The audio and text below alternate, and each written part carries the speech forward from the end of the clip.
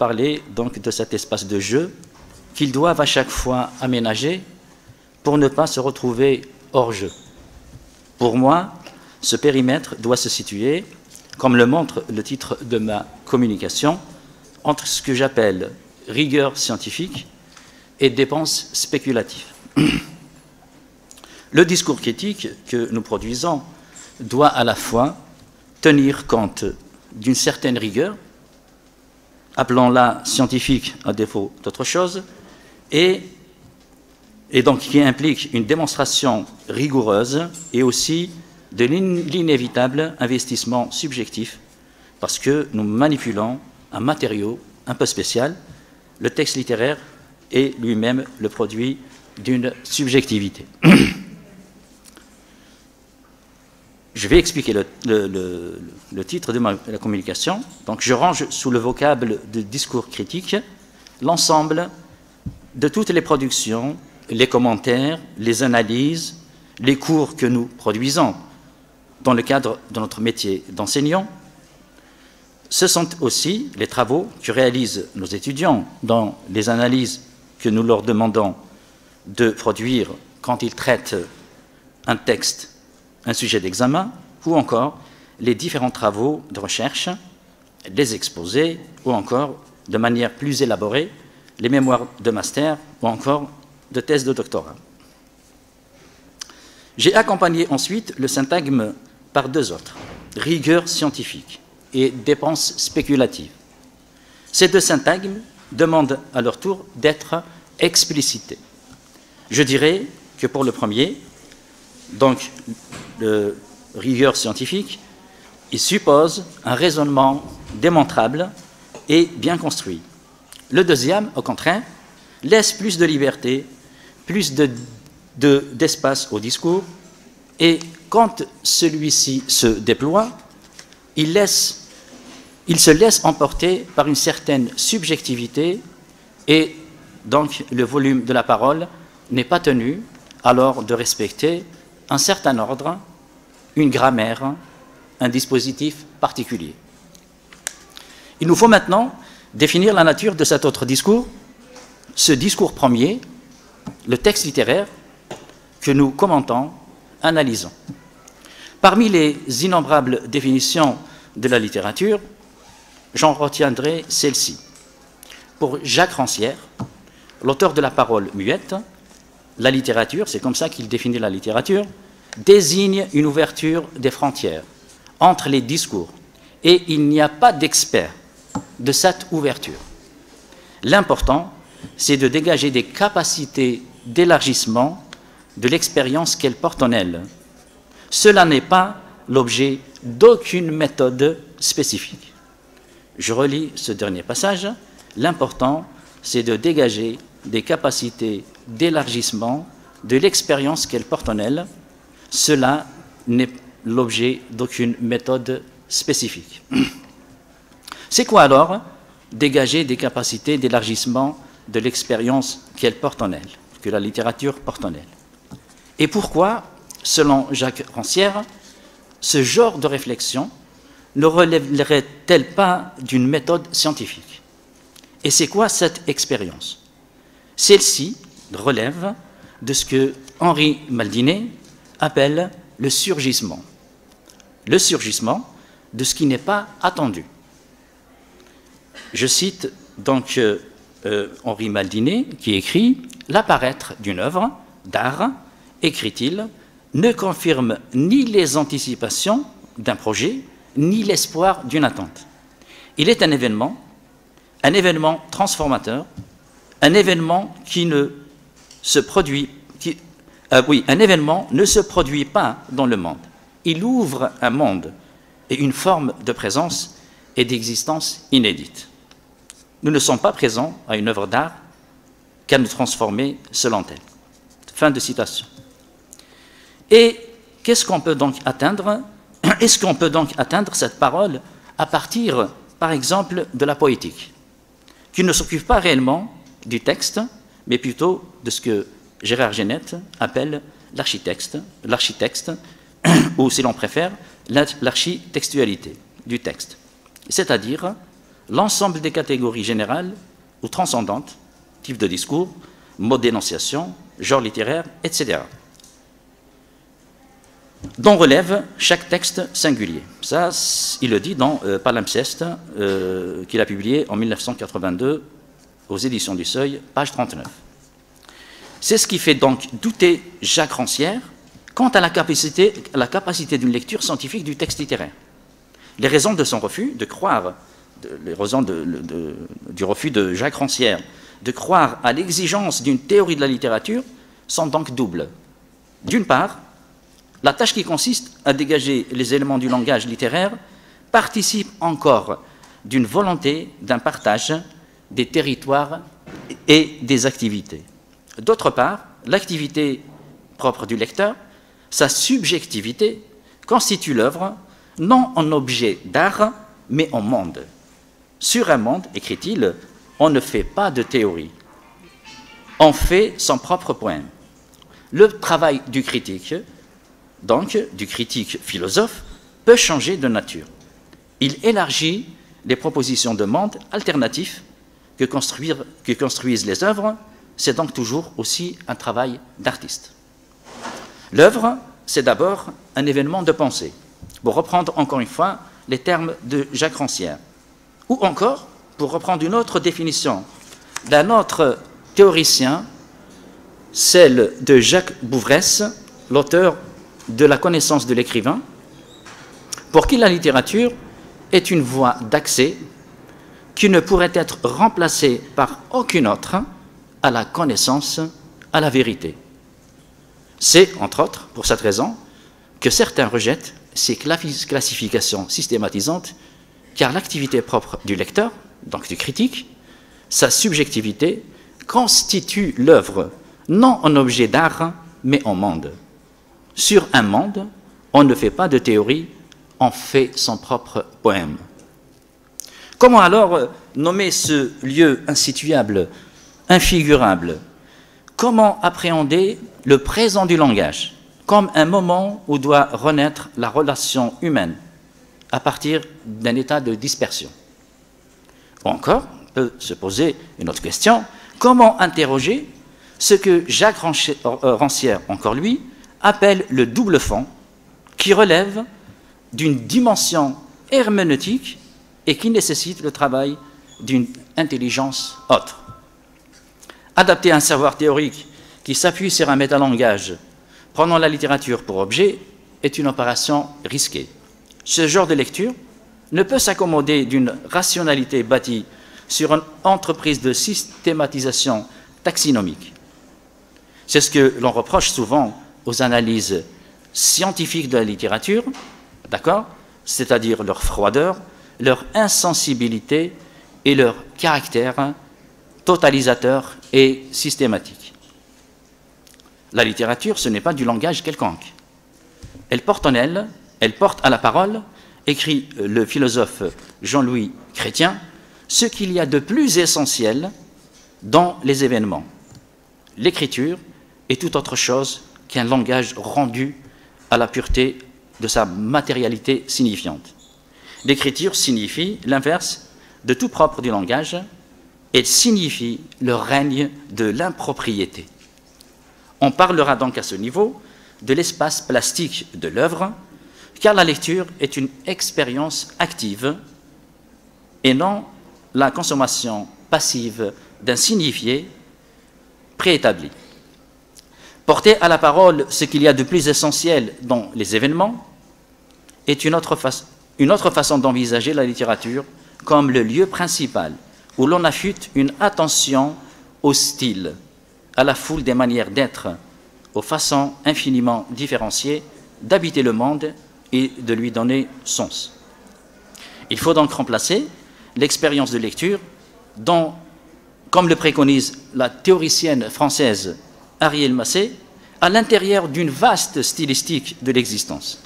La littérature ne nous parle pas seulement de texte et en dernier ressort d'elle-même, écrit Jacques Bouvresse, mais également de la vérité, de la vie humaine et de l'éthique. On a souvent fait appel à la science pour analyser et les sciences de l'homme sont soumises à contribution pour repenser la littérature selon les normes d'une axiologie formelle, et je prends ici l'exemple du structuralisme, où prévalent les exigences de systématicité et de radicalité. A-t-on réussi à atteindre finalement le texte étudié dans sa force? Non. Et à défaut d'atteindre cette force, on focalise souvent sur la forme. La forme fascine quand on n'a pas la force d'atteindre la force en son dedans, c'est-à-dire de créer. C'est une citation de Jacques Derrida que j'ai tirée de L'écriture et la différence. Ce genre de lecture conduit à des impasses. Ce sont ces impasses que l'école de Genève a essayé de dépasser en proposant une herméneutique d'inspiration phénoménologique, une autre façon d'aborder les textes littéraires avec intuition et liberté, dans une allégresse et dans une originalité rarement vue auparavant, en bâtissant un récit sur l'être-monde de l'écrivain étudié. La coloration affective de toute expérience humaine montre que la littérature est plus qu'un objet qui demande à être étudié avec des outils scientifiques, mais le produit d'une conscience répondant à des penchants existentiels de l'écrivain qui structure par l'écriture sa perception du monde et de soi. Donc, à ce niveau, la critique se fait création, se fait aussi littérature. On voit donc ici que le terme rigueur scientifique n'apparaît nulle part et qu'on est loin de cette rigueur de la forme, de ce que l'on appelle la présence totalitaire du plein, pour reprendre ici encore une autre formule du philosophe et psychanalyste français Pierre Legendre. Ce type de critique, comme on vient de le voir, a de quoi dérouter, d'autant plus que les auteurs qui la pratiquent, je parle ici de l'expérience des thématiciens de l'école de Genève, que les auteurs qui la pratiquent, comme on vient de le voir, ont de quoi dérouter, d'autant plus que les auteurs qui la pratiquent ont peu théorisé leur méthode. Les lecteurs curieux de comprendre ou d'appliquer eux-mêmes cette démarche interprétative doivent chercher dans les commentaires critiques l'explication de la méthode et qui s'y trouve exposée de façon pratique et donc implicite. Les résultats, en raison de ces ellipses épistémologiques, sont surprenants et parfois éblouissants. La critique littéraire se fait non seulement interprétation, mais aussi création. Les œuvres des écrivains, ainsi lues, apparaissent sous un nouveau jour, riches en associations inédites. Donc lire, interpréter et écrire en même temps deviennent alors des activités sensibles, presque ludiques, et dans leurs études, on perçoit encore ce plaisir de créer avec les textes. Il n'y a donc rien, encore une fois, de rigueur scientifique dans cette démarche, dans ce genre de lecture. Quelle science, alors, peut-elle trancher effectivement le dilemme de Mallarmé, oscillant entre une croyance de l'intelligibilité du monde et la prise de conscience que l'univers est impénétrable à notre pensée? Comment interpréter scientifiquement, entre guillemets, la surprise, la sensualité, l'abstraction? Roland Barthes, qui a été un temps tenté par le structuralisme, a trouvé des termes justes pour parler de cette opération de lecture qui produit le contraire de ce qu'elle se propose de faire. Il appelle ça le paradoxe du lecteur. Il est communément admis que lire, écrit-il dans le bruissement de la langue, c'est décoder.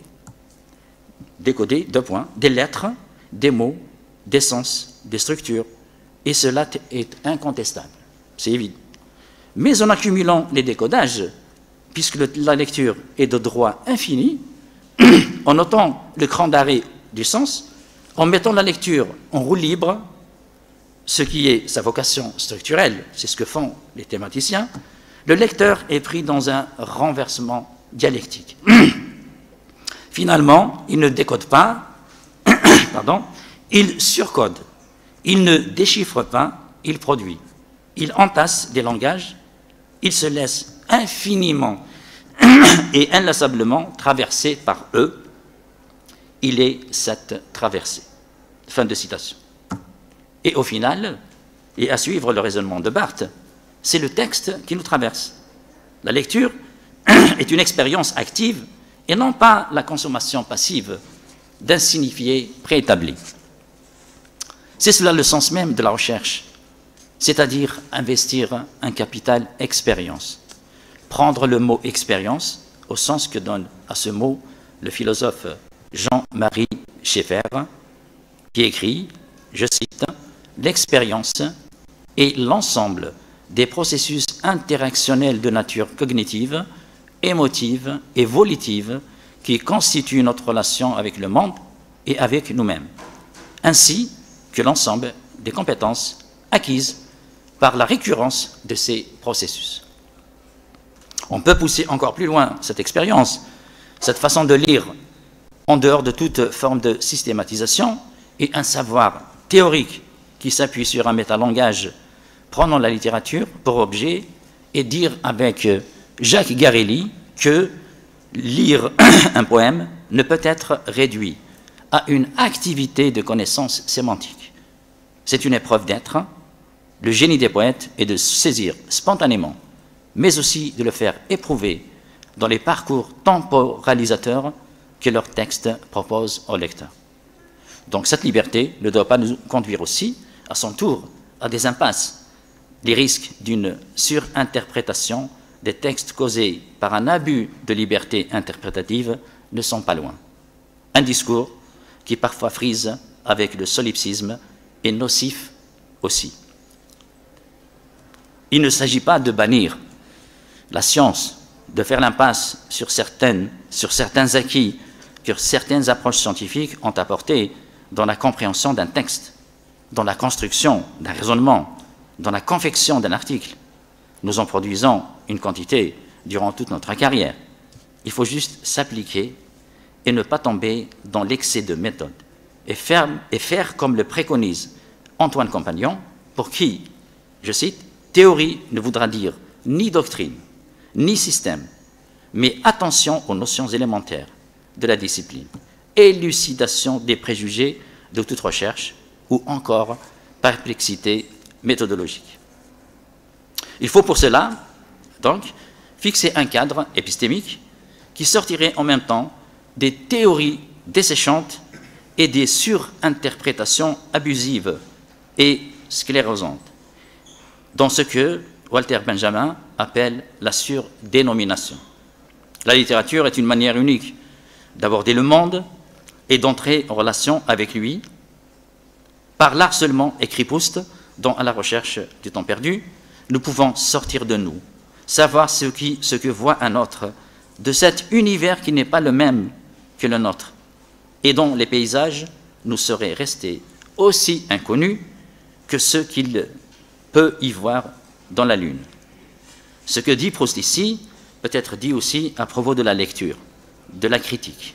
La littérature est une forme, notre façon de faire fonctionner le langage ordinaire, c'est-à-dire laisser passer une possibilité de pensée à laquelle on ne songeait pas au départ. Voici, à mon sens, ce que doit comporter donc une publication, d'accord, ou bien un discours critique. Et je reprendrai encore une fois la proposition de Jacques Rancière, qui voit en la littérature le lieu d'une intensité dont il faut à la fois nourrir son écriture et différencier sa pensée. Si la lecture ne doit pas se faire dans un cadre desséchant et ne doit pas aussi être envisagée selon une conception essentialiste qui exigerait de l'approche attendue de se faire à distance de la production sociale et de la conflictualité historique. Personnellement, c'est comme ça que je vois le problème. Ma conception donc de la lecture du texte littéraire prend aussi en compte les limites de cette approche qui tendrait à sacraliser la littérature et à en faire l'alpha et l'oméga du savoir. La première tâche d'un chercheur en littérature est de définir les attentes, de distinguer les enjeux, de fédérer les champs de savoir. Une pensée en acte doit établir des ponts épistémologiques, des passerelles cognitives, afin de mieux cerner, pour mieux les distinguer, des enjeux de toutes sortes, et nous aider, pour ainsi dire, à maintenir la circulation du sens dans ce que Michel Serres appelle le grand récit du monde. La littérature est un exercice de pensée, la lecture une expérimentation des possibles, nous dit Antoine Compagnon dans sa leçon inaugurale. Lire et produire un discours critique, c'est cheminer et ouvrir des chantiers sur les lieux mêmes du désarroi et de l'impuissance. C'est une autre façon de retirer, considérer la réalité qui suppose un rapport différent au langage, un moment du procès par lequel la subjectivité parvient à sa réponse et s'atteint dans celle-ci.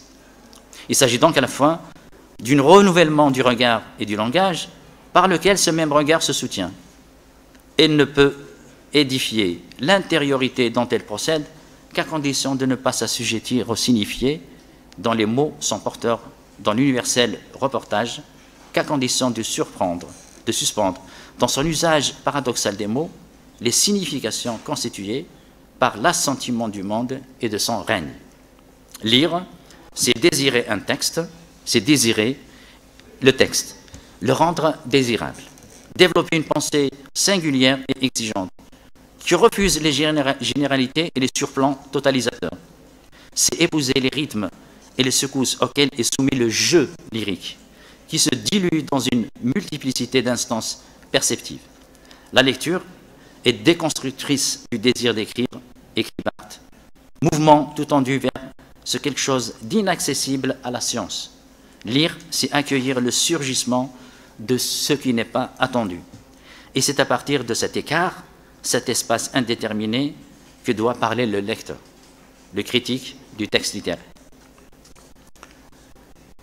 Telle est la tâche d'un lecteur, d'un critique, celle de retrouver ce monde qu'ouvre l'œuvre littéraire, l'accueillir et se prêter au jeu de la transformation qui transforme et le monde et le lecteur. Peut-on espérer ainsi, à ce niveau d'implication et de tension, retrouver l'impérieux besoin de sens et d'exégèse que requiert toute entreprise sérieuse de production sémiotique, qui nous invite à prendre plus de risques, à mettre fin au péril de l'anomie des modes de production et des lexiques rationalisants. La parole poétique, grâce à la dilatation qu'elle provoque dans l'espace sémantique, produit un surcroît d'existence et élargit du coup l'espace du pensable et notre propre espace ontologique. Parler du travail vivant de la poésie, porter cette ambition au discours, c'est désigner la littérature comme l'acte propre de la vie humaine, comme le fer même en lequel cette vie consiste, comme l'édification par excellence de son être de vie. Alors, pour conclure, je dirais donc que pour insérer tout ce que je viens de développer dans la rédaction d'articles destinés à être publiés, dans des revues, encore d'intervention dans les colloques, c'est donc aménager un espace de jeu dans lequel il faut à la fois prendre en compte un certain nombre de concepts qui peuvent nous aider dans un premier temps, si vous voulez, à rentrer dans l'œuvre, et c'est aussi se permettre, se donner plus de liberté dans l'interprétation, sans tomber bien sûr dans ce que j'ai appelé tout à l'heure la surinterprétation, ou ce que Walter Benjamin appelle la surdénomination. Voilà, je crois que j'ai dit l'essentiel de ce que j'avais à dire, et je vous redonne la parole. Merci.